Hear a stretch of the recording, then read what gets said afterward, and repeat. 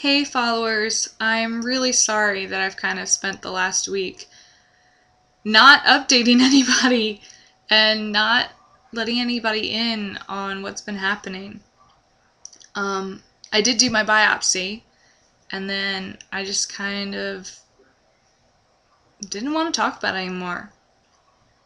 I'll admit I was very upset and I was freaking out when they first told me that I needed to go in and get this procedure done. I was scared, honestly, because I was like, well, how ironic would that be? that, I've just shaved my head and now we might have to go actually through this, something my whole family's already gone through, so that would be fun. Um, but yeah, I got really, really scared. And I think it was more so the idea of possibly something could be wrong. And I didn't like that in the least.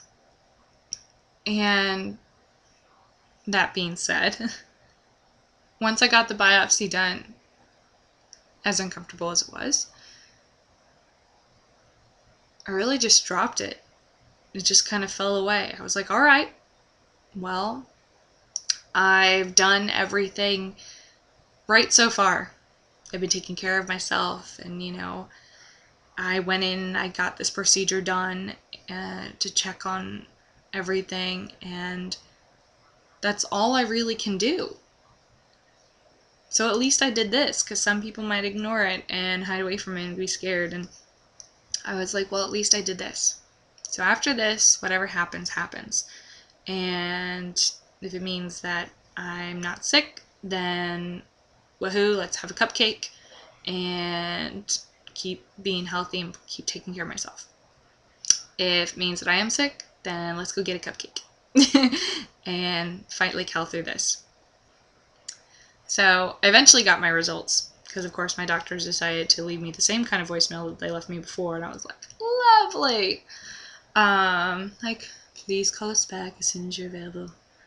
I don't like that. Just tell me if I'm okay. Well, apparently, there's a scale when it comes to abnormal cells. So you have abnormal cells, low dysplasia, high dysplasia, precancerous, and then cancerous.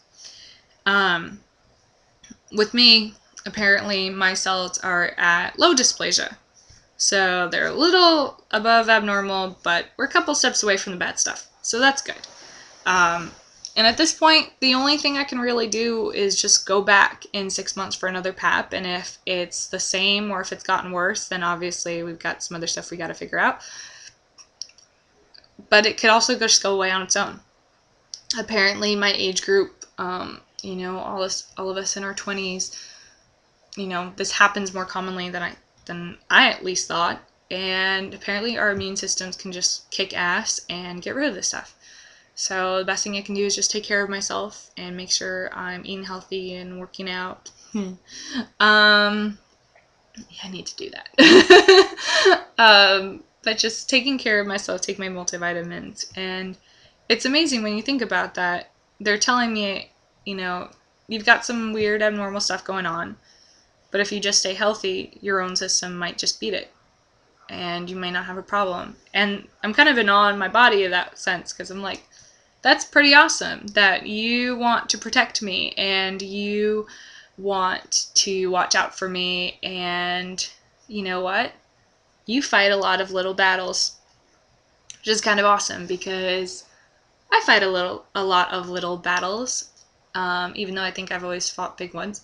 But I still keep kicking ass and getting through them, as much as they suck, because battles suck. Bad things that happen to us suck. But yeah, I'm just kind of really happy, and I'm like, you know what? I'm not scared anymore, and I'm taking care of myself, and it's all I really can do. And it's weird to have gotten a scare, especially at this time in my life, and especially after certain events. And, family history and whatnot. But at the same time, I like that it kind of happened now, because I got to experience it on a different side and look at it through a different pair of lenses. And it's enlightening, and yeah, it was scary for the time being, But you know what? All I can really do, and with my other diagnosis, like, I just gotta take care of myself and keep myself healthy, and maybe my own system can beat all of this crap. And that's a pretty awesome thing, if I do say so myself.